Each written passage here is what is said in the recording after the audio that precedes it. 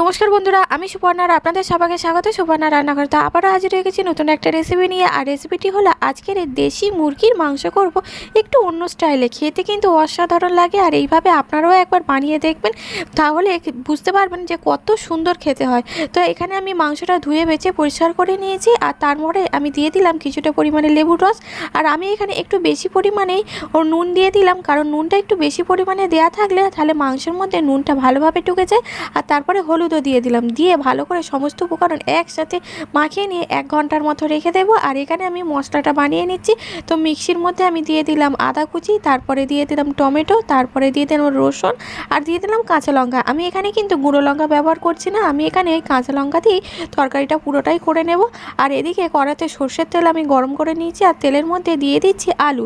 তো আলুগুলো একটু বড় বড় করেই কেটেছি, আর আলুগুলো এবার আমি লাল লাল করে ভেজে তুলে নেব। আলু ভাজার তেলের মধ্যে এবার আমি দিয়ে দিলাম পেঁয়াজ কুচি। তো পেঁয়াজটাও আমি একইভাবে একটু লাল করে ভেজে নেব, খুব বেশি লালও করব না আর খুব বেশি সাদা রঙও থাকবে না। তো দেখুন বন্ধুরা, পেঁয়াজটা প্রায় ভাজা হয়ে গেছে। তো এবার আমি পেঁয়াজ ভাজাটা তুলে নেব। আর ওই একই কড়াই তেলের মধ্যে এবারে আমি দিয়ে দিচ্ছি ম্যারিনেট করা চিকেনটা।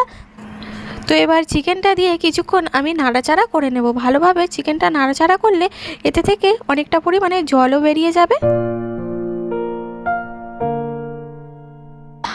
আর দেখুন বন্ধুরা, মাংসটা প্রায় ভাজা হয়ে গেছে, মাংস থেকে অনেকটা পরিমাণে জল বেরিয়েছিল, তো যে সেই জলটাও প্রায় শুকনো হয়ে গেছে। এবারে আমি এর মধ্যে দিয়ে দিচ্ছি বেটে রাখা মশলাটা, আর মশলাটা দিয়ে এবারে গ্যাসের ফ্লেমটা একটু মিডিয়াম আঁচে রেখে ভালোভাবে চিকেনটা আমি কষিয়ে নেব। আর যত বেশি ভালোভাবে মাংসটা কষানো হবে তত বেশি কিন্তু খেতে সুন্দর হবে। আর দেখুন বন্ধুরা, আবারও কতটা পরিমাণে জল বেরিয়েছে, আর জলটা আবারও ভালোভাবে নাড়াচাড়া করে শুকনো করে নিতে, আর শুকনো হয়ে যেতেই দেখুন বন্ধুরা, মশলা থেকে কত সুন্দর তেলও ছেড়ে গেছে। আর যত বেশি ভালো কষানো হবে তত বেশি ভালোভাবে তেল ছেড়ে যাবে, আর খেতেও কিন্তু টেস্টি হবে। আর এখানে আমি একটা প্রেসার কুকার নিয়ে নিয়েছি। প্রেসার কুকারের মধ্যে দিয়ে দিলাম আগে থেকে ভেজে রাখা আলু, আর তারপরে দিয়ে দিলাম গোটা কয়েকটা রসুন। আর আপনারা চাইলে রসুনটা নাও দিতে পারেন, আমার রসুনটা ভালো লাগে তাই আমি গোটা রসুন দিয়েছি।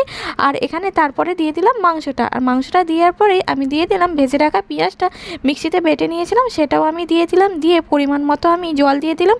আমি কিন্তু এখানে মাংসের ঝোলটা একদম পাতলা পাতলা করব, যাতে খেতে বেশি টেস্টি হয়। আমার কিন্তু দেশি মুরগির মাংসর পাতলা ঝোল খেতেই ভালো লাগে। তো আমি এবারে দিয়ে ভালোভাবে সিটিটা তুলে নেব। তো আমি এখানে প্রেসার কুকারে 2টো সিটি দিতেই ভালোভাবে সেদ্ধ হয়ে গেছে।